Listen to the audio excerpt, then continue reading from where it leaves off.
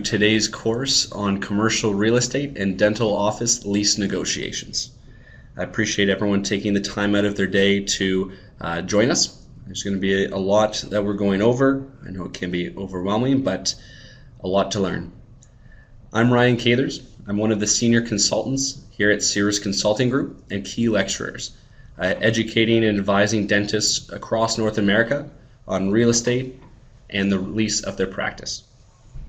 Before we get started into some of the more in-depth information in terms of the real estate aspect and the lease aspect, I think it's very important to discuss quickly and fill you in terms of who we are, what we do, and how we've been supporting the dental community. So about Cirrus. So we're a healthcare and dental specialized tenant representation firm who essentially specialize in advising and representing dentists in commercial real estate matters.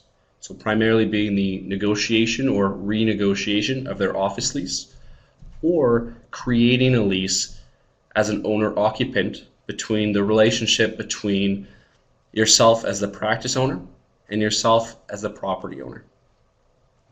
We were founded in 1994 by dentists for dentists, and I'm happy to announce we are now celebrating our 25th anniversary since inception.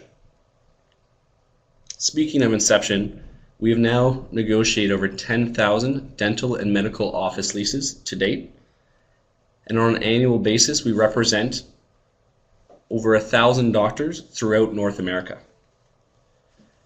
To give you an idea of how our firm is structured, this is very unique. We have everything in-house. So we have an in-house legal team comprised of highly experienced real estate attorneys, previous brokers, who have a background in healthcare and tenant representation.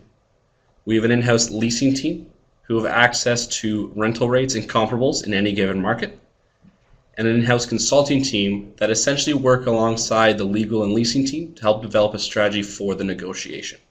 So it's a very collaborative effort and very unique in the sense of we're the only firm that has everything in-house, essentially, in North America. Now we deliver over 100 CE accredited courses annually. So similar to webinars like this, but as well as I mentioned, I'm one of our key lecturers. So we host our CE courses across the country, help educating dentists such as today in a little bit more detail, and breaking down the good, the bad, and the ugly in the real estate aspect of the practice. We lecture at most of the major dental conventions, such as the Greater New York, Pacific Dental Conference, the Yankee Dental Conference, and the California Dental Association. We truly work with dentists nationwide. So this was just to give you a quick snapshot of our clients that we've worked with just recently across the country. Now I know you can barely see the map, but to give you an idea, and going through a few market updates. So across the country, just to give you a bit of a snapshot into a few of the different major markets across the United States. So being in Boston, you'll notice the various different trends. So vacancy rate has been plummeting over the last 5 years, and you'll notice concurrently the rental rates increasing to be about on average, depending again where you are, about $44 a square foot. So you'll notice as supply goes down, demand goes up. Similarly in Chicago, average rental rates in the downtown area can be anywhere around $19.50 a square foot. And the vacancy rate is currently hovering about 10%, closer to 11%. In Orlando, Florida, average rent around $23 a square foot. In San Francisco, upwards of $31 a square foot. Now, for those of you who are out west and joining us from California, or even parts of Washington as well, I know these are based off of per year, per square footage per year. Now, as you're from out west, typically in California, it's referred to on a monthly basis. Per square foot on a monthly basis, which would come to $2.58 a square foot. Now keep in mind all of these trends are based very general around the area. Different pockets may have different averages in rent rates and comparables. But just to give you an idea.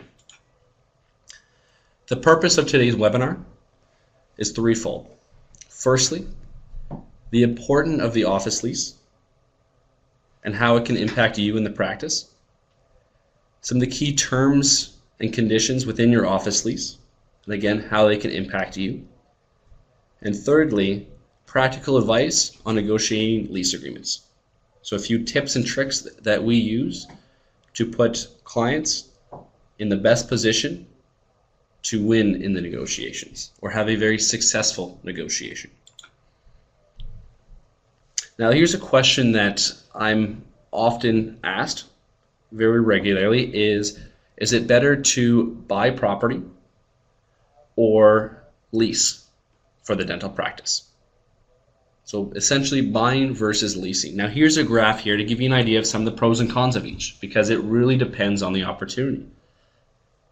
So in terms of buying the real estate that you're looking to practice out of, it requires a large upfront financial investment.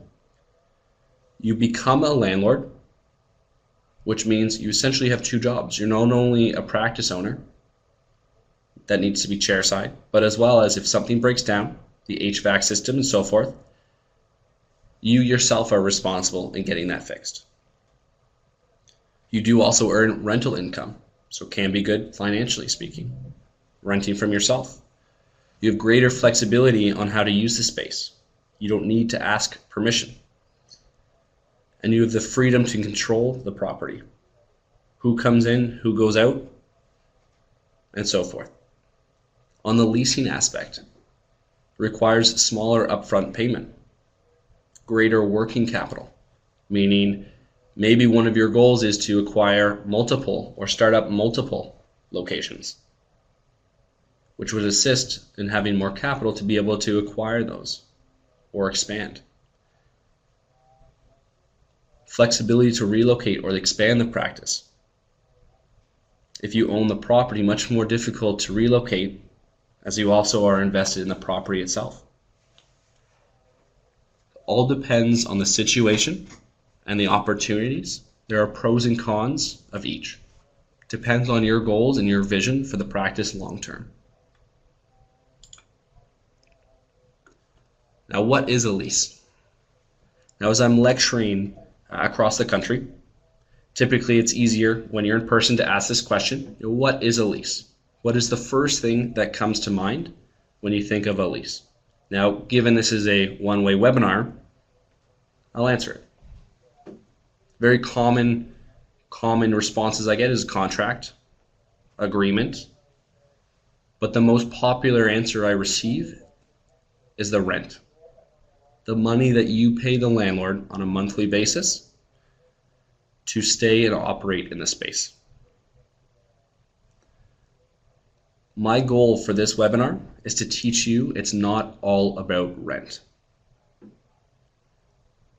Now, I'm by no means suggesting that you should overpay in rent, but in terms of the negotiation, it's not all about rent. You have just learned the first leverage point in the negotiations. I ask this other question while I'm in our in-person seminars is, who here has read their lease cover to cover? Every single word. And when I'm in a room of 40 doctors, one or maybe two doctors raise their hands. Scary thought. Because on average, each of those lease agreements and contracts that you sign are worth upwards of $1 million. Because you're not also either acquiring the space or building out the space and that cost that you've just invested in, but you're committing to terms, in many cases, 10 years of term of paying this landlord X amount of rent. And not only for the 10 years, because you're looking to stay long term. Most dental practices do not look to ever relocate. It's expensive, time consuming, it's a headache. So most practices are looking to stay for their careers. So you're not only committing to 10 years, but in many cases 20, 30 plus years. It is one of the most expensive checks you will ever write when you sign a lease. And that's specifically being a dentist. Why is the office lease so important? Your office location is the foundation of your practice. There's no location, no practice. So as you're evaluating different locations, depending if we're a general dentist or a specialist, we may be looking for visibility, medical building, strip plaza, many different types of locations. Depends on your practice goals and the type of dentist you are. But your location is the foundation of your practice because, again, we're not looking to relocate. We're looking to stay in majority of cases. Additionally, the investment/cost to build a dental practice. A dental practice is one of the highest per square foot on a dollar amount per square foot investment to build out in commercial real estate. It can be anywhere, depending where you are in the country, from $100 a square foot up to $300, $350 a square foot to build out a dental practice. There is a large investment. We need to ensure that we are protecting this investment because, as you'll notice, it's very difficult, expensive, and time-consuming to move.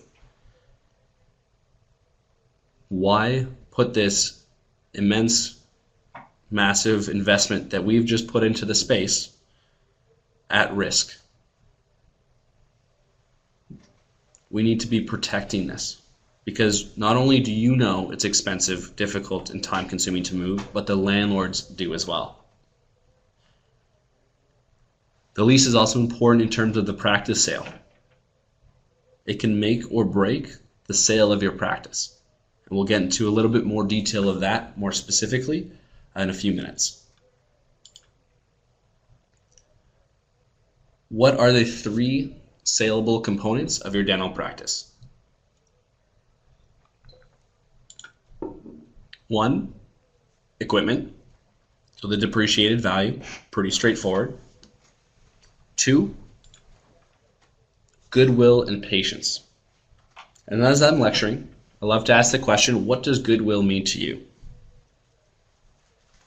So as you're thinking about it, as it's again a one-way webinar, what does goodwill mean to you? Is it reputation? Is it patient attrition after sale or transfer? Is it the location? How do you quantify what goodwill is? And the answer is, what's the bottom line? What is the practice producing? That's how they can quantify how much goodwill is worth. The third aspect is the lease. Now, I'm by no means suggesting in an appraisal of the practice, the lease is worth 50%.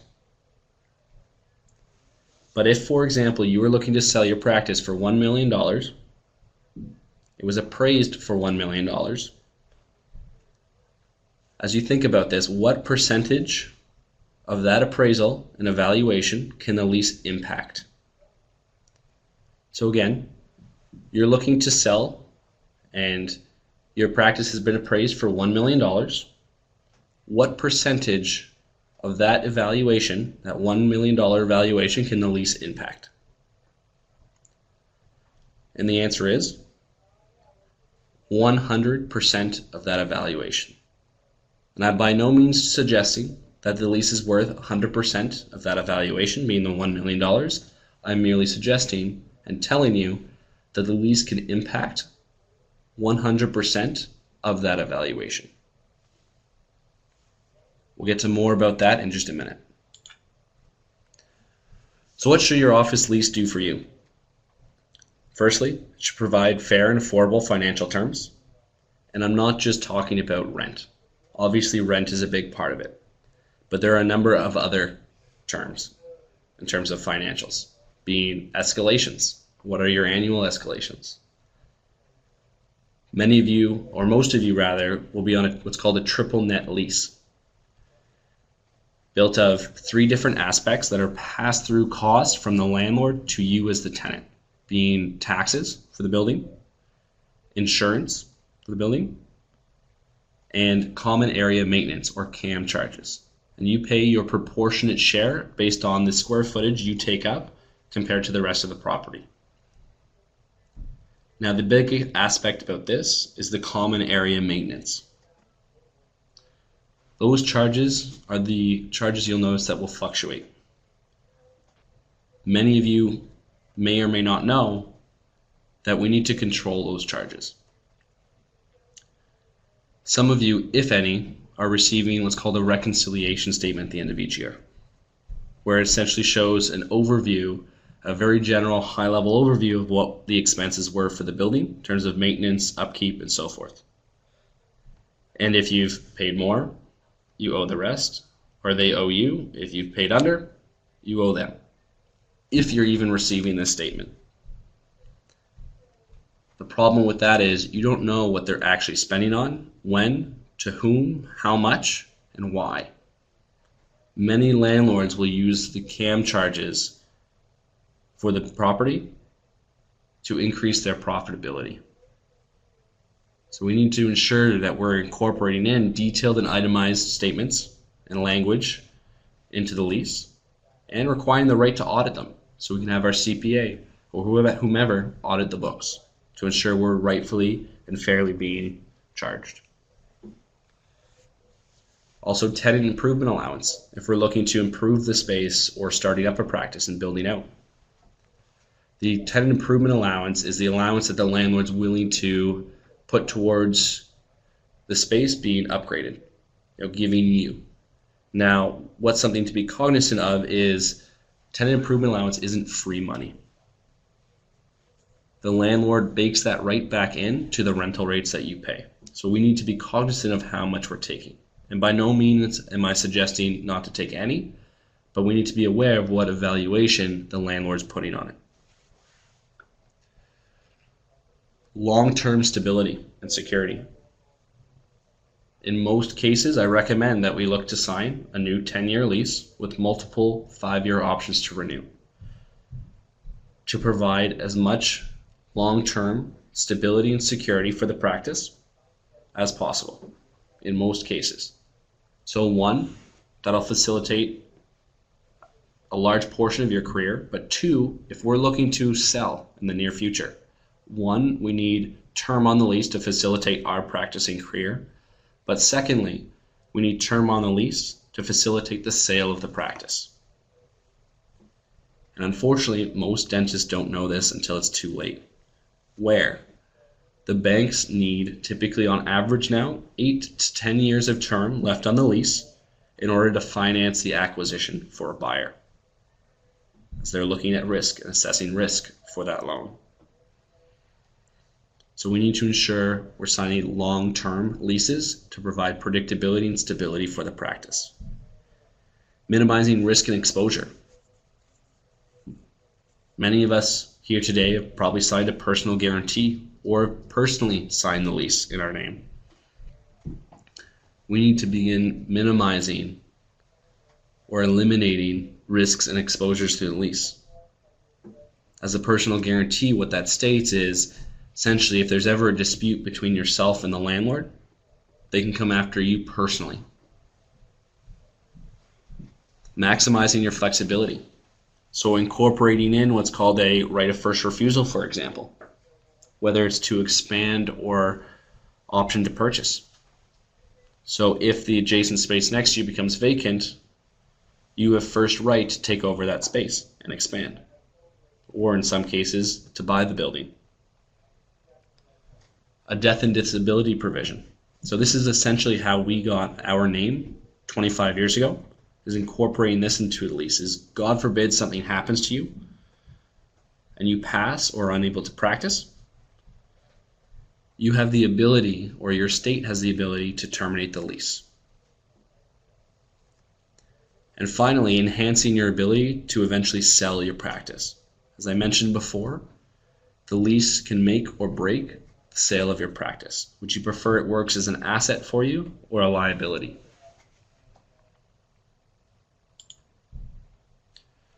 So what is in your lease? This is one of the provisions that's in your lease, obviously among many. This is the option to renew. And what the option to renew provision states is at the end of your expiry of your original term, you have the option but not the obligation to extend the term for X amount of time, whatever is determined in the provision. And it outlines the process of how it works in terms of timing, rent, and number of years is extended for, and everything else remains the same. Now this verbiage right here is found in 90% of the leases we review. And again, we represent over 1,000 doctors on an annual basis. This is found in 90% of leases, many of which have been negotiated by a quote-unquote dental-specific real estate attorney. Now typically in our lectures I would have you read first and go through together, but given again the one way, we're going to go through it together all at the same time. See if you can pick out a number of different issues or things that could be problematic to the doctor and the business. So you'll notice the first line, provided that Dr. Joe Black shall remain as the tenant. What this means is that this option to renew is personal to Dr. Black. It does not transfer to an incoming buyer. So if it does not transfer and banks need 8 to 10 years of term, Dr. Black will need to sign a new 8 to 10 year lease to be able to have enough term for the buyer to acquire financing. Could that be problematic if you have less years available? Could the sale fall apart? I had a doctor email me in March last year where he was looking to sell his practice. He had negotiated a 5-year term with a 5-year option exclusive to him, and he had found a buyer, and it was conditional on the lease transfer, and it needed 10 years of term on the lease. The landlord was leveraging the fact that the option was personal to the doctor for $120,000 to amend the lease and allow that option to transfer. Now in many cases, landlords have begun to be more savvy. They won't make it as obvious as saying Dr. Joe Black. In many cases, they'll have it referenced as tenant, which you'll notice tenant has a capital T. What that means is it's a defined term.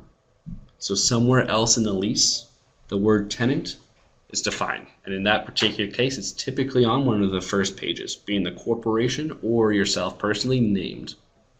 So depending on how it's structured, that can still be personal as well. So we need to be very cognizant on how our option to renew verbiage is structured.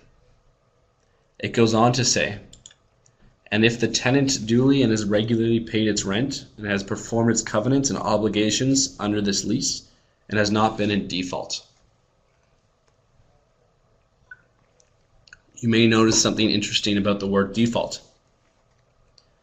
Again, it's a capitalized term, meaning it's defined somewhere in your lease. And many of you will assume and think of, firstly, about rent. Yes, not paying your bills and not paying rent is one of the most common forms of default. But what you may not know is there are many, many, many other forms of default as well.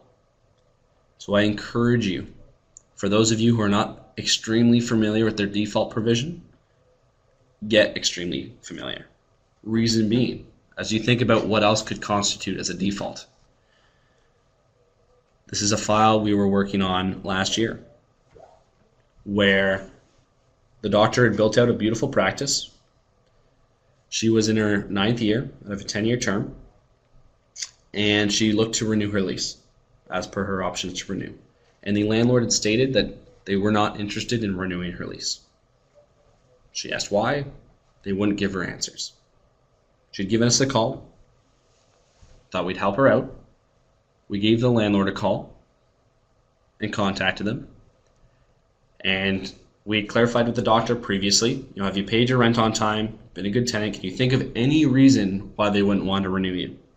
There was nothing. So as we contacted them, we received an email back with 2 items in it. One being a picture at the front of her practice, and 2 referencing an article number. Now the picture on the front of the practice was on her door. It was a picture of the business hours for the practice.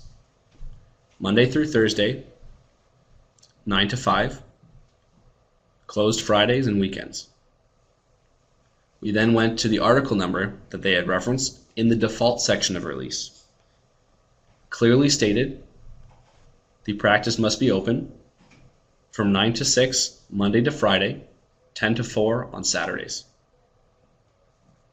They held her in default of her lease, and options became null and void. So as we asked, why? She's been a good tenant. She pays her bills. Why would you not want her to renew? And they said, we're happy with her. We love her. Now, we were approached by Panera Bread, and they had offered for her space 40% more in rent. So we're happy if she's offering, and we'll match that. But if not, we're sorry. So in many cases, doctors, in terms of the lesson here, is 1, rent is not the only form of default.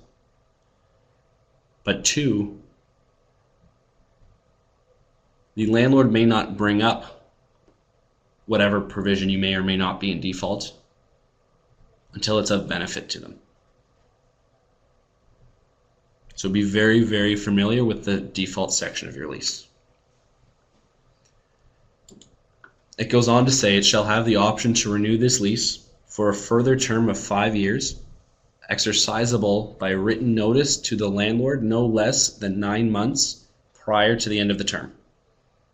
Meaning, you need to give the landlord 9 months notice prior to your lease expiring to let them know that you are expressing your option to renew. If we miss that 9 months notice, the options become null and void. This is red because it's a critical date.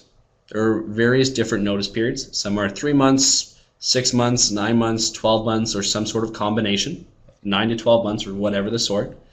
This is a critical date. Not only is your lease expiry should be circled in your calendar, but your notice period. There was a doctor that had given me a call in, I want to say September, where he missed his option deadline by 1 day. 1 day. Landlord put a giant for lease sign in front of his practice and was prepared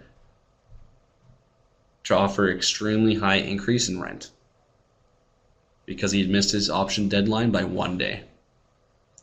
Please have this circled in your calendar for whatever option to renew deadline you have.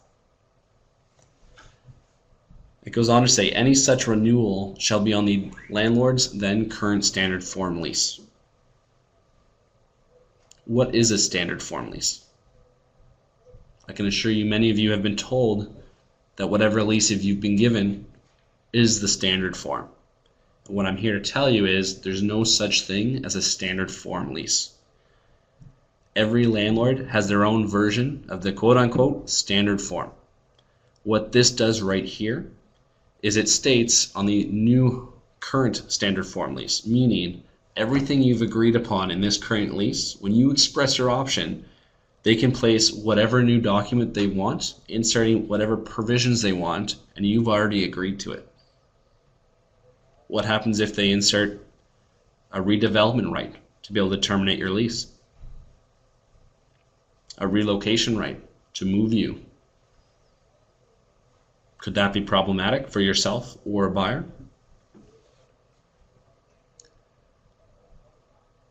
Goes on to say, at a minimum rent to be determined between landlord and tenant, but in no event shall it be less than the rent paid in the last year of the original term. In 2016, we worked with a doctor, and a very prominent doctor actually in South Florida, Dr. Larry Brown. We're going to backtrack here to 2006. Dr. Brown was opening up his third office. Signed a new 10-year lease, as you should, long-term predictability with this investment. But many of you may remember what happened in 2008 in the real estate market, particularly in South Florida.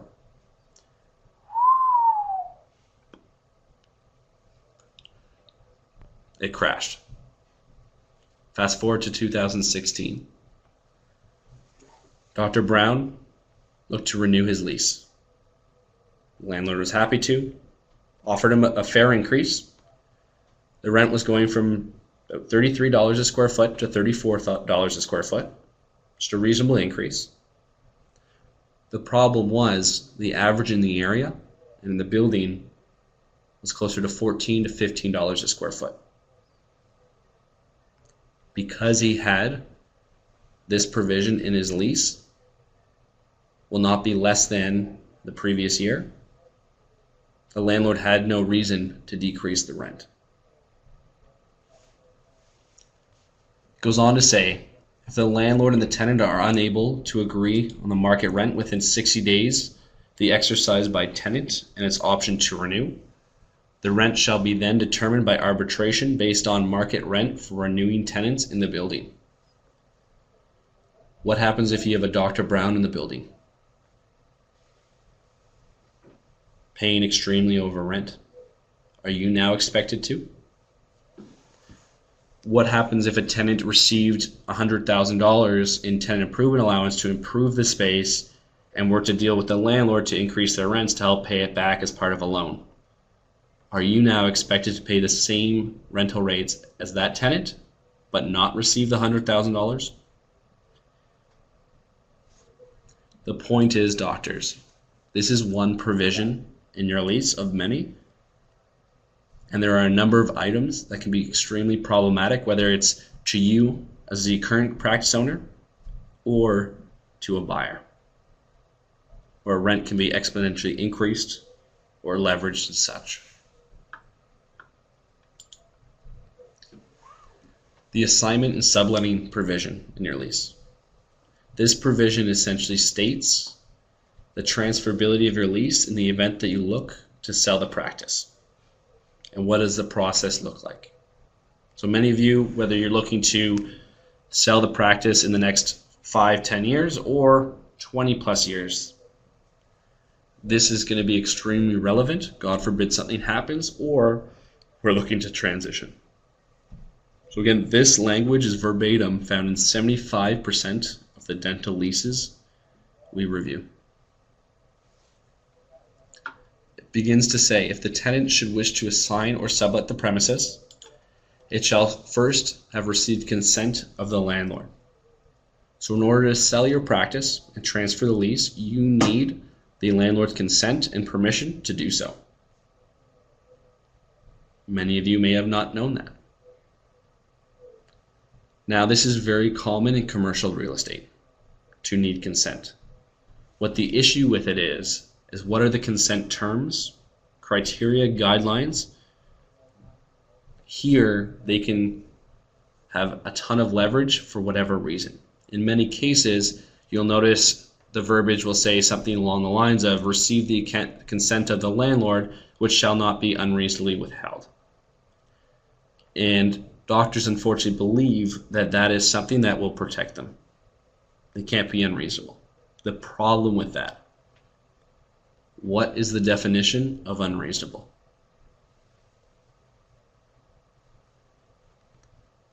There isn't one. Yours is different from mine, different from theirs. Everyone's going to have a different definition, which causes problems. Easier for landlords to leverage this type of language. Any request for such consent shall be in writing within 15 days following the receipt by landlord of such request for consent. The landlord shall have the option to 1. Approve tenant's request to assign the lease or sublet the premises. 2.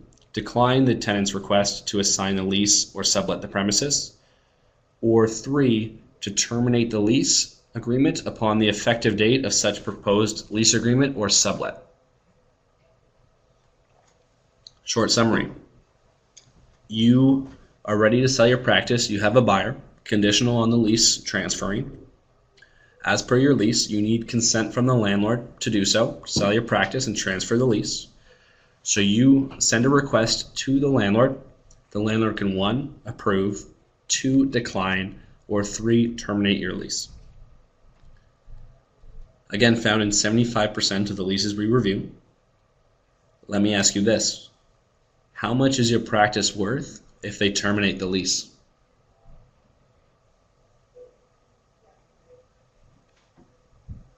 As I mentioned, the lease is critical in practice sale. It can affect 100% of the evaluation of your practice if you have termination rights in your assignment section,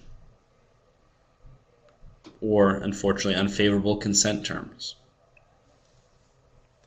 It goes on to say, additionally, should the landlord consent to an assignment or sublet of the premises,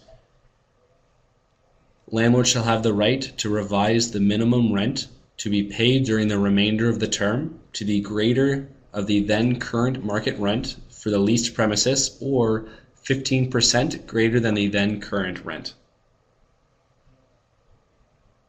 Long short, your rent's going up at least 15%. What does that do to the evaluation of the practice? Your profit loss is now off. Could that impact the buyer? They now have to come in and be more comfortable paying higher rents. Again, that's at least 15%. Could they back out or ask for a discount on the practice price? Furthermore, should the tenant receive from the assignee or subtenant any rental income, cash, goods, or any form of consideration in connection with the assignment of this lease, or year during the term of the lease, the difference between the annual rental rates and such rental income, cash, goods, or other consideration shall be paid to the landlord directly within 30 days of the tenant's receipt thereof. Essentially meaning it's consideration language. So if you're looking to sell your practice for $1 million, any value that is above the current base rental rate, what you owe in a fiscal year, so say for example, $50,000, you will owe the landlord upon the sale of your practice $950,000. So your blood, sweat, and tears that you've worked for your career to build this practice, your egg, you go to sell, the landlord's taking a cut. I mean, I have countless examples of different situations of this, but one I worked on recently with a doctor to help salvage the situation was the doctor had been in the space for 34 years, general dentist, and he had been working with this landlord for actually 17 of them. They were quote-unquote family friends. He found a buyer for his practice, conditional on the transfer of the lease. So as per his lease, he went to his landlord, again, quote-unquote a family friend, and asked for consent to sell his practice and transfer the lease. The landlord replied, happy to, on one of 3 conditions. 1, your rent goes up 35%. 2, 50% of the sale proceeds is to be paid to me. 50, or 3, I terminate your lease.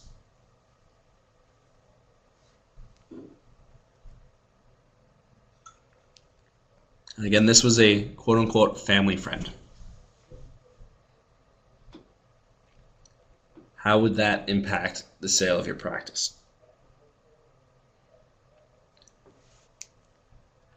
Goes on to say, notwithstanding the landlord's consent to any assignment or subletting, the tenant shall not be released from its obligations under the lease and shall remain liable for any failure of the tenant or its assignees or subtenants to observe each and every covenant of the lease.